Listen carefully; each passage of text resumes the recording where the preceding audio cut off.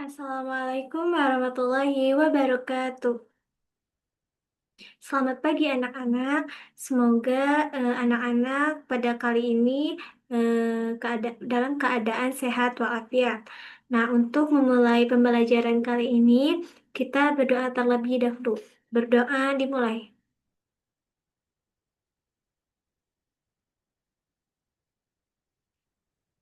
Dengan dicukupkan. Nah, anak-anak, pada pertemuan kali ini untuk absensi, anak-anak cukup ketik hadir saja pada kolom komentar dan jangan lupa untuk screenshot saat melihat video ini. Nanti Ibu akan buatkan slide untuk kehadiran di Google Classroom. Dan juga pada pertemuan kali ini, Ibu akan memberikan tugas di mana anak-anak nanti kerjakan dengan benar dan seksama di mana tugas ini akan dikumpulkan di Google Classroom. Nah, selanjutnya pada pertemuan kali ini kita akan membahas mengenai tektonisme dan dampaknya bagi kehidupan di bumi.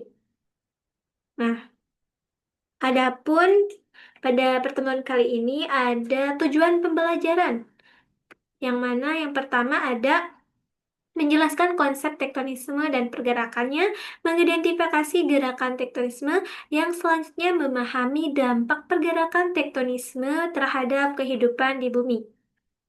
Nah, menurut anak-anak, pada gambar ini, apa yang anak-anak pikirkan? Nah, jadi anak-anak ini merupakan contoh atau ilustrasi bentuk permukaan bumi, yang mana bentuk permukaan bumi ini bisa anak-anak pelajari melalui geomorfologi.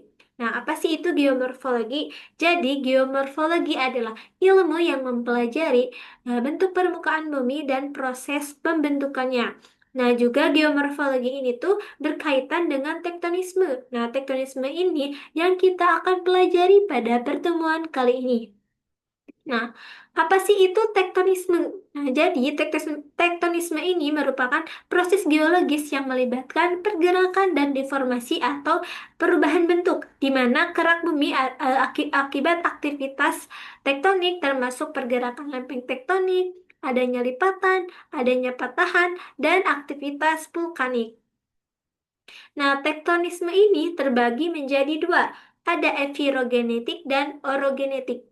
Jadi, epirogenetik adalah gerakan atau pergerakan lapisan kerak bumi yang lambat, di mana wilayahnya itu yang relatif luas, yang menyebabkan turunnya atau naiknya daratan atau benua secara vertikal.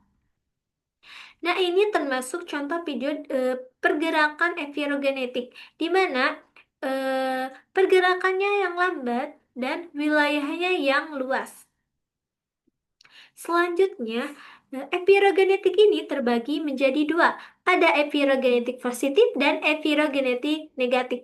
Di mana epirogenetik positif adalah gerakan lapisan kulit bumi yang mengakibatkan turunnya daratan sehingga terjadinya kenaikan permukaan air laut dan garis pantai berpindah di daratan. Dapat dilihat dari contoh gambar ini, di mana pada contoh ini belum terjadinya pergerakan epirogenetik positif. Yang di sini adalah sesudah terjadinya pergerakan epirogenetik positif, di mana daratan ini turun ke bawah dan permukaan air laut ini seolah-olah naik ke atas. Nah, jadi dapat disimpulkan pergerakan epirogenetik positif ini adalah daratan lebih rendah daripada permukaan air laut, atau permukaan air laut lebih tinggi daripada daratan. Nah, kalian bisa amati pada video ini di mana daratan ini turun ke bawah dan permukaan air laut naik ke atas. Selanjutnya ada epirogenetik negatif, yang mana epirogenetik negatif ini yang mana adalah gerakan pada permukaan bumi atau daratan yang menyebabkan permukaan air laut tampak turun, sehingga daratan ini terlihat lebih tinggi daripada permukaan air laut. Nah, jadi epirogenetik negatif ini berbanding terbalik dengan epirogenetik positif, di mana pada epirogenetik positif ini daratan itu lebih rendah daripada permukaan bumi, permukaan air laut. Nah, di dalam epirogenetik negatif ini, permukaan daratan ini lebih tinggi daripada permukaan air laut. Nah, di mana anak-anak bisa lihat pada contoh gambar ini, di mana ini sebelum terjadinya pergerakan epirogenetik negatif, dan ini setelah terjadinya pergerakan epirogenetik negatif, di mana daratan ini naik ke atas dan eh, permukaan air laut ini turun ke bawah. Nah, ini termasuk contoh videonya di mana daratan ini naik ke atas dan permukaan air laut turun ke bawah. Jadi, anak-anak bisa disimpulkan bahwa daratan ini lebih tinggi daripada permukaan air laut. Selanjutnya ada orogenetik. Nah, orogenetik adalah proses pembentukan pegunungan yang terjadi akibat adanya gerakan endogen atau dari dalam bumi seperti tekanan horizontal dan vertikal. Nah, adanya tumbukan atau pengangkatan pada kulit bumi, di mana sehingga menciptakan sebuah lipatan atau patahan. Nah, pada lapisan batuan ini dapat membentuk relief pegunungan. Jadi, di mana pergerakan aerogenetik adalah gerakan yang membentuk suatu adanya pegunungan. Selanjutnya, orogenetik juga terbagi menjadi dua, yaitu ada lipatan dan juga patahan.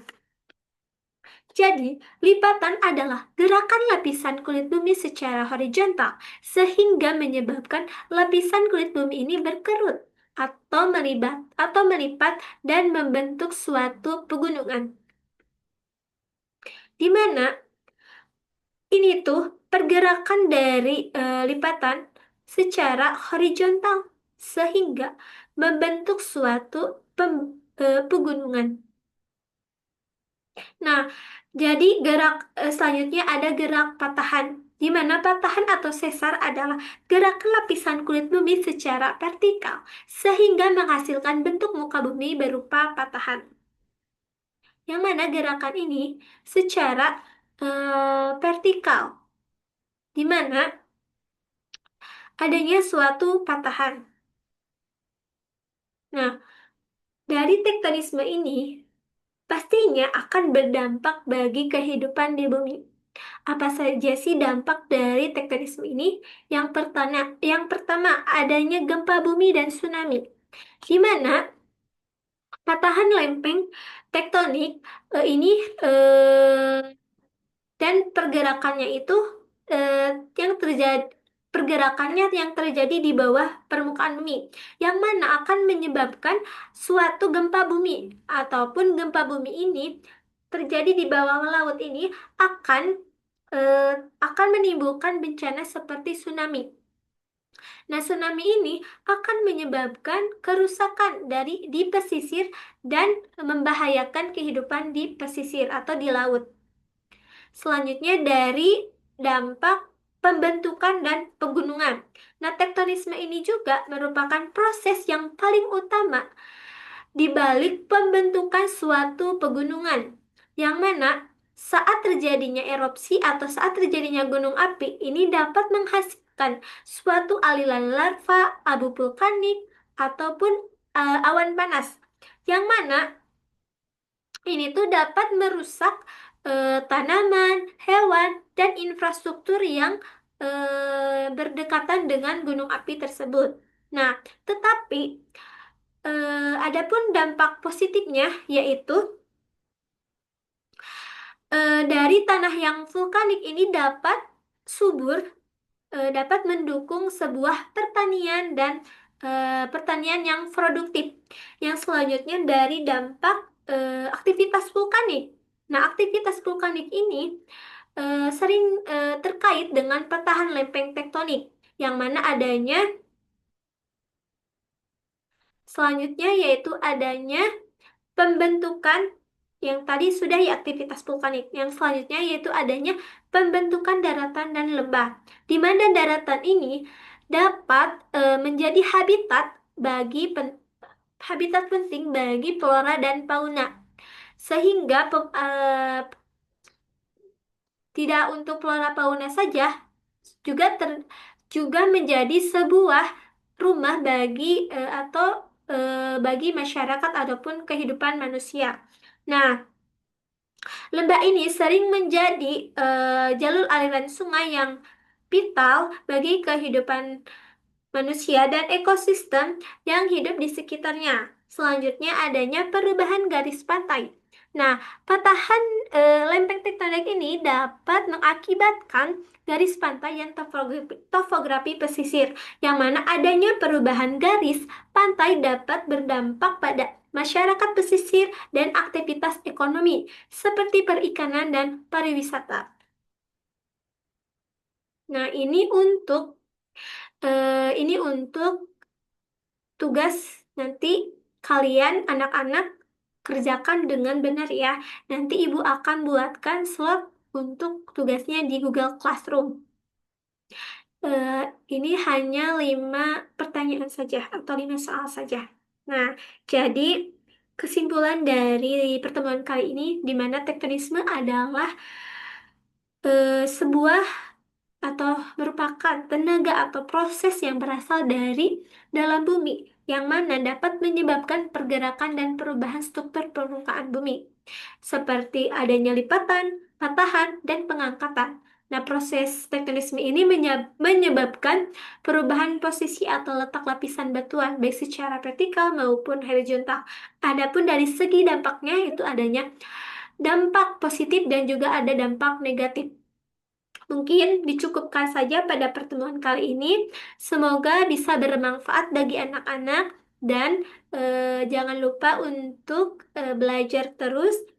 Kita tutup saja pertemuan kali ini dengan bacaan hamdalah bersama-sama. Alhamdulillahirabbil alamin. Wassalamualaikum warahmatullahi wabarakatuh.